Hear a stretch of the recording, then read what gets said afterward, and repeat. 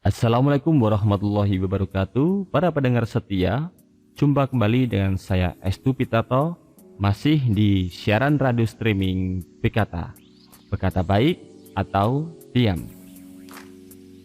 Sobat pendengar sekalian, pada kesempatan kali ini saya akan menyampaikan sedikit mengenai berpuasa di bulan suci Ramadan di tengah wabah COVID-19 ini. Kita tahu bahwa puasa merupakan salah satu rukun Islam yang wajib kita laksanakan bagi umat Islam. Namun ketika terjadi wabah COVID-19 ini, tentu kita merasakan ada sesuatu yang berbeda.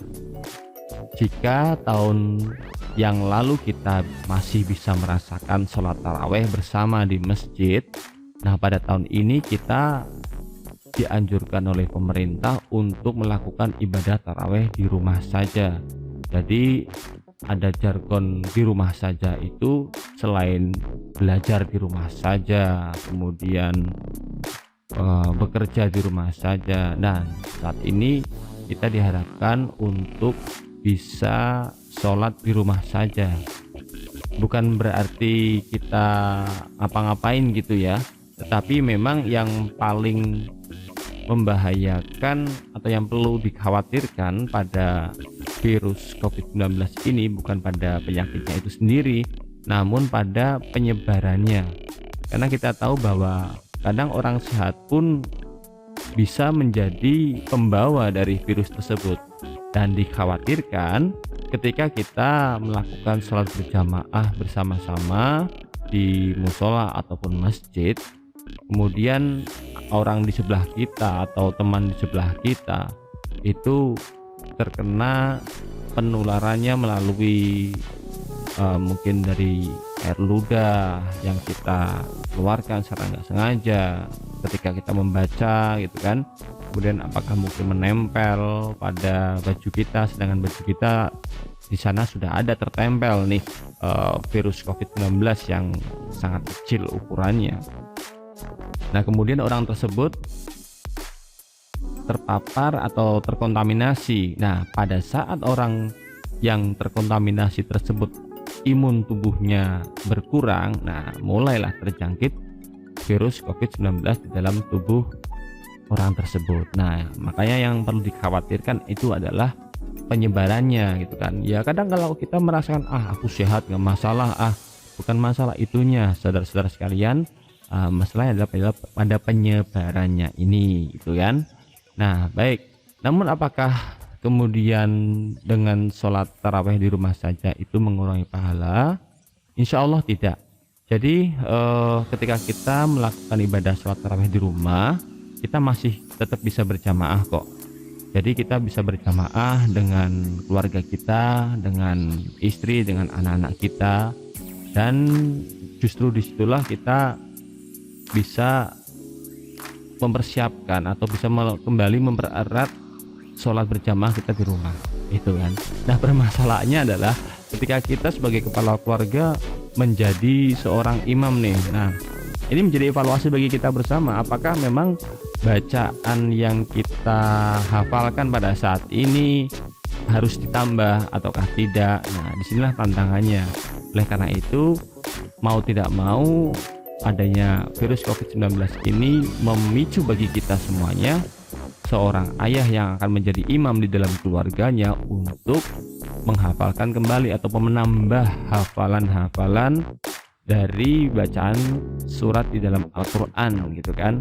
Dan bacaan itu bisa kita gunakan ketika kita menjadi imam sholat isya berjamaah dan sholat taraweh. Dan syukur-syukur nanti ketika biasanya kultum itu diisi oleh seorang ustadz ataupun kiai di masjid ataupun musola, bisa kita manfaatkan untuk memberikan kultum kepada anak-anak kita, ataupun mungkin kita bisa bergantian memberikan jadwal kultum kepada anak-anak kita. Misalnya hari pertama ayah, hari kedua anak putra yang pertama, misalnya anak-anaknya 4 itu laki-laki semua. Nah, kita bisa memberikan kesempatan kepada anak-anak kita untuk menyampaikan sebuah risalah, menyampaikan sebuah pesan di dalam kultum tersebut.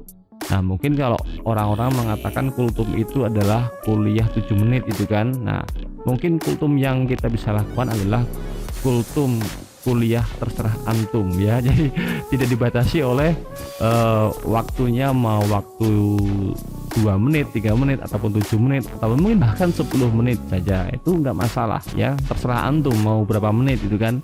Jadi itu merupakan bisa kita gunakan untuk menjadikan pembelajaran bagi keluarga kita.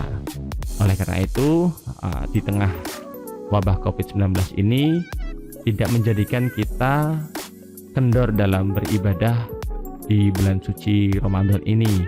Justru kita ambil hikmah yang positif dari adanya wabah ini, kita ambil pelajaran yang baik-baik saja.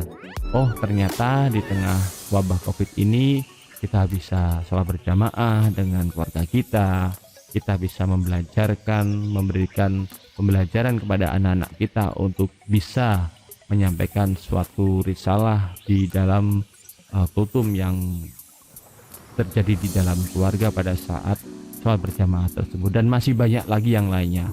Contoh, misalnya kalau hari-hari biasanya kalau kita itu memberikan kalau tempat saya namanya takjil ya, kita membuat jajan ataupun makanan ringan, kemudian kita berikan di masjid untuk berbuka puasa ya, mungkin istilahnya takjil gitu kan, berbuka puasa, ataupun mungkin juga untuk para jamaah yang tadarus di dalam masjid gitu kan, atau di musola kita memberikan takjil. Nah, karena bulan suci ini kita diharapkan oleh pemerintah untuk sholat di rumah, maka bisa kita alihkan kok.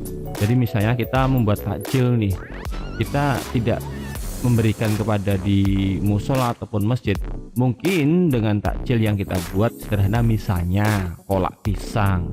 Nah, kita bisa membuat kolak pisang ini kita berikan kepada tetangga kita misalnya. Nah, di situ nilai pahala memberinya itu sama seperti kita memberi pahala kepada orang-orang yang berbuka puasa di masjid ataupun musola. Karena kan memang kita niatnya memberikan takjil itu adalah niat memberikan makanan untuk berbuka puasa. Nah, tetangga kita kasih takjil dan mereka gunakan untuk berbuka puasa. Itu insya Allah pahalanya tidak jauh berbeda dengan kita memberikan takjil di musola ataupun di masjid yang ada. Dan masih banyak lagi amalan-amalan lain yang biasa kita lakukan di bulan suci Ramadan tahun lalu, kita bisa lakukan di bulan suci Ramadan tahun ini. Tentu saja dengan keadaan yang memang harus kita sikapi dengan baik, kita siasati ya, kita siasati, dan insya Allah itu tidak akan mengurangi nilai-nilai pahala yang kita lakukan dalam menjalankan ibadah puasa ini. Baiklah rekan-rekan sekalian, itu saja yang bisa saya sampaikan. Selamat menunaikan ibadah puasa. Semoga di bulan puasa tahun 1441 Hijriah ini kita mencapai kemenangan, kita mendapatkan keberkahan di bulan suci yang penuh rahmat ampunan ini. Tetap semangat dan terus berkarya. Wassalamualaikum warahmatullahi wabarakatuh.